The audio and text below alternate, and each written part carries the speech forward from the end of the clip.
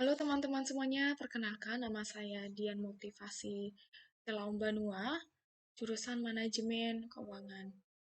Di sini saya akan mempresentasikan tugas yaitu untuk memenuhi mata kuliah Ekonomi Manajerial.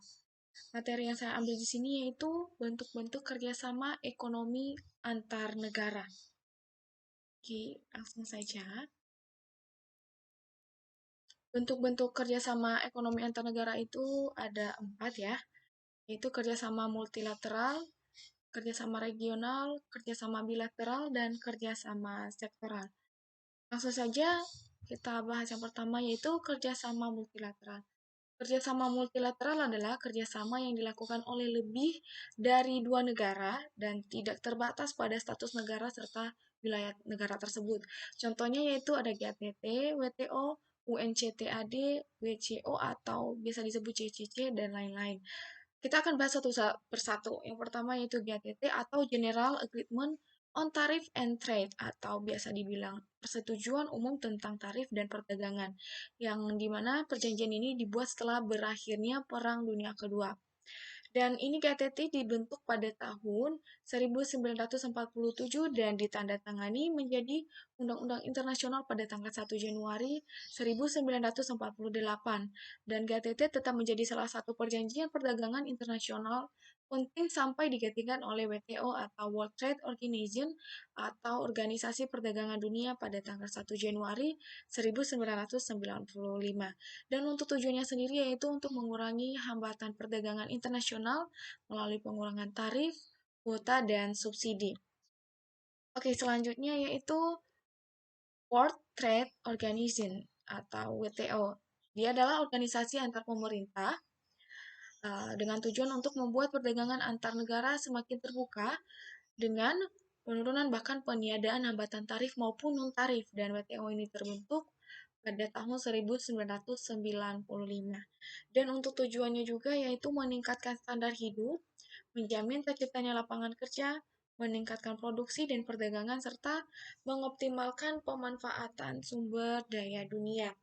Selanjutnya yaitu United Nations Konferensi on Trade and Development, yaitu suatu organisasi yang didirikan PBB pada tahun 1964 yang adalah atas sponsor kelompok 77.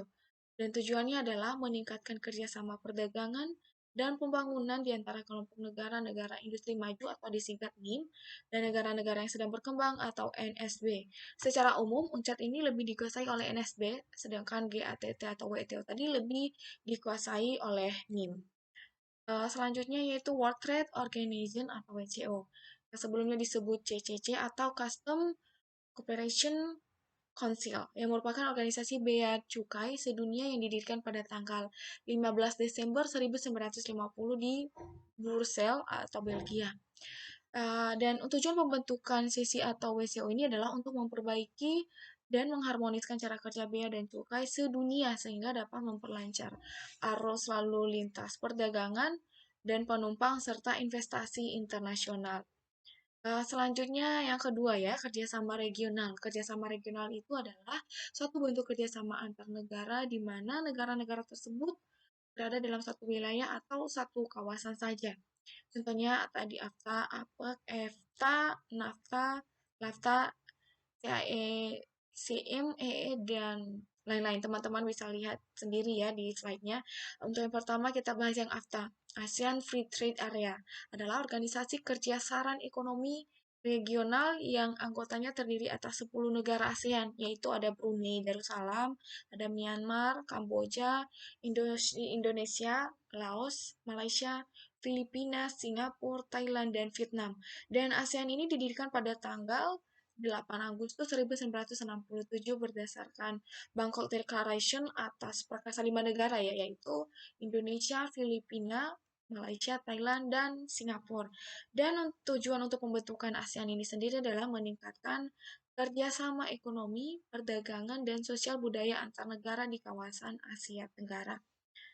Selanjutnya, APEC atau ASEAN Pacific Economic Corporation, yang adalah organisasi kerjasama ekonomi regional di kawasan Asia Pasifik yang saat ini anggotanya berjumlah ada negara Australia, Malaysia, Brunei, Meksiko, Kanada, Selandia Baru, ada Chile, Papua Nugini, Cina, Filipina, Hong Kong, Singapura, Indonesia, Taiwan, Thailand, Korea Selatan, dan Amerika Serikat. Dan ini APEC sendiri didirikan pada tahun 1989 dan hingga saat ini telah beberapa kali bersidang. Dan tujuan dari APEC sendiri untuk melakukan liberalisasi perdagangan dan investasi, serta meningkatkan pemanfaatan sumber daya alam dan kualitas sumber daya manusia untuk meningkatkan pembangunan dan pertumbuhan ekonomi di kawasan Asia Pasifik untuk mencapai tujuan tersebut. Selanjutnya yaitu EFTA ya. EFTA merupakan organisasi yang didirikan pada tahun 1959 sebagai lembaga kerjasama ekonomi antar negara yang tidak termasuk MEE. Negara yang menjadi anggota EFTA adalah Swiss, ada Denmark, Australia, Swedia, Inggris, Norwegia, dan Portugal. Dan saat ini negara-negara tersebut sudah bergabung bersama dalam Uni Eropa. Selanjutnya ini tujuan didirikannya EFTA yaitu untuk mengadakan perdagangan bebas antara negara anggota dan mendorong perdagangan bebas sebagai sarana untuk mencapai pertumbuhan dan kemakmuran di antara negara-negara anggotanya. Selanjutnya ada NAFTA. NAFTA adalah perjanjian formal yang menetapkan aturan yang jelas untuk kegiatan komersial antara Kanada, Amerika Serikat, dan Meksiko. NAFTA diawasi oleh sejumlah negara yang memastikan interpretasi yang tepat dan kelancaran pelaksanaan ketentuan perjanjian ini. Dan NAFTA didirikan pada tanggal 1 Januari 1994. Tujuan pendirian NAFTA sendiri itu membuat dan menerapkan prosedur perdagangan yang efektif di kawasan Amerika Utara, meningkatkan investasi di negara anggota NAFTA, mempermudah prosedur bea cukai di kawasan Amerika Utara, dan meningkatkan daya saing industri di negara anggota NAFTA. Selanjutnya ada LAFTA juga ya. LAFTA sendiri adalah pencipta zona perdagangan bebas di Amerika Latin. Ini yang terus mendorong perdagangan regional bersama di antara negara-negara anggota serta dengan Amerika Serikat dan Uni Eropa. Selanjutnya adalah Masyarakat Ekonomi Eropa atau tadi disingkat EEC, European Economic Community. Adalah organisasi kawasan yang bertujuan menyatukan ekonomi negara-negara anggotanya. Organisasi ini terbentuk melalui Perjanjian Roma tahun 1957.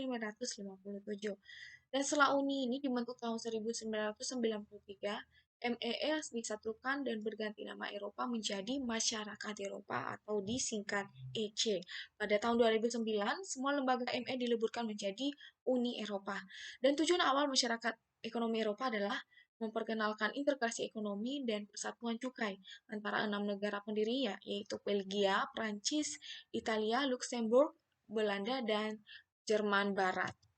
Selanjutnya ada kerjasama yang ketiga, kerjasama bilateral. Kerjasama bilateral adalah kerjasama yang dijalin oleh dua negara atau lebih dan biasanya boleh berhubungan lebih baik dan bermanfaat saling menguntungkan. Misalnya kerjasama dalam bidang perdagangan antara lain Indonesia dengan Jepang, Indonesia dengan USA, Indonesia dengan Australia, dan lain-lain.